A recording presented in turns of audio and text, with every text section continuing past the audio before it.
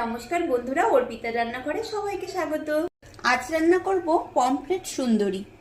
তার জন্য সবার প্রথমে মাছগুলোকে নুন হলুদ গুঁড়ো দিয়ে ভালো করে মেখে নেব। মাছগুলো ভালো করে ধুয়ে পরিষ্কার করে নিয়েছি। নুন দিয়ে দিয়েছি, এবার দিয়ে দিলাম হলুদ গুঁড়ো। এবার ভালো করে মাছগুলোকে মেখে নেব।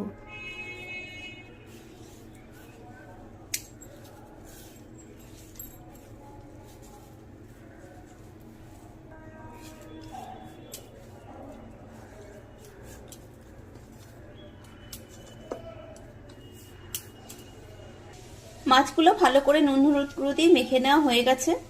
রান্নাটা করার জন্য কড়াইতে দিয়ে দিলাম সর্ষের তেল।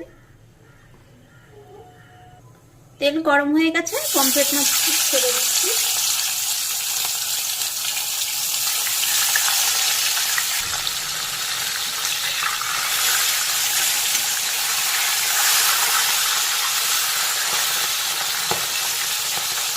পমফ্রেট মাছগুলো সব ভেজে তুলে নিয়েছি। দিয়ে দিলাম কিছুটা কালো জিরে, দিয়ে দিচ্ছি পেঁয়াজ কুচি। মিডিয়াম সাইজের একটা পেঁয়াজ স্লাইস করে কেটে রেখেছিলাম, সেটা দিয়ে দিলাম। এবার পেঁয়াজ সামান্য একটু ভেজে নেব। পেঁয়াজ ভাজা হয়ে গেছে, দিয়ে দিলাম টুকরো করে কেটে রাখা একটা টমেটো। দিয়ে দিচ্ছি আদা রসুন বাটা। আদা রসুন একটু কাঁচা লঙ্কা বেটে নিয়েছিলাম, সেটা দিয়ে দিলাম। এখানে নিয়েছি পরিমাণ মতন নুন, হলুদ আর লঙ্কার গুঁড়ো, এগুলোও দিয়ে দিচ্ছি।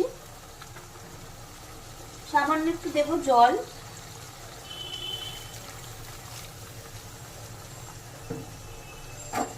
এবার নেড়ে কিছুক্ষণ ঢাকা দিয়ে রাখবো।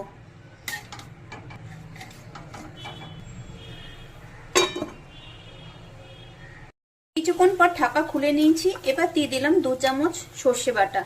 কালো আর সাদা সর্ষে একসাথে মিশিয়ে অল্প একটু জল ব্যবহার করে বেটে নিয়েছিলাম, সেটা দিলাম। নেড়ে একটু কষে নেব এই মশলার সাথে। মশলার থেকে তেল ছেড়ে দিয়েছে। এবারে দিয়ে দেবো ঝোলের জন্য জল পরিমাণ মতন। আবারও নেড়ে নেব। এবার ভেজে রাখা পমফ্রেট মাছগুলোকে ঝোলের মধ্যে দিয়ে দিচ্ছি। খুন্তি দিয়ে মাছগুলোকে একটু ঝোলের মধ্যে ডুবিয়ে দেব।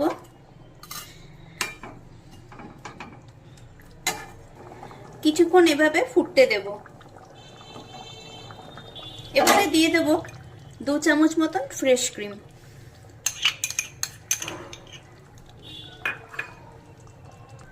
খুন্তি দিয়ে একটু মিশিয়ে নেব। ফ্রেশ ক্রিম না দিলেও ভালো লাগবে, এটা অপশনাল, চাইলে দিতেও পারেন, না হলে নাও দিতে পারেন।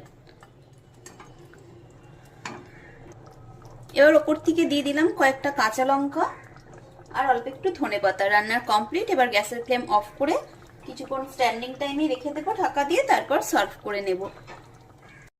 কিছুক্ষণ পর পমফ্রেট সুন্দরী সার্ভ করে নিয়েছি। এভাবে রান্না করলে নামি দামি রেস্টুরেন্টের স্বাদকেও কিন্তু হার মানাবে।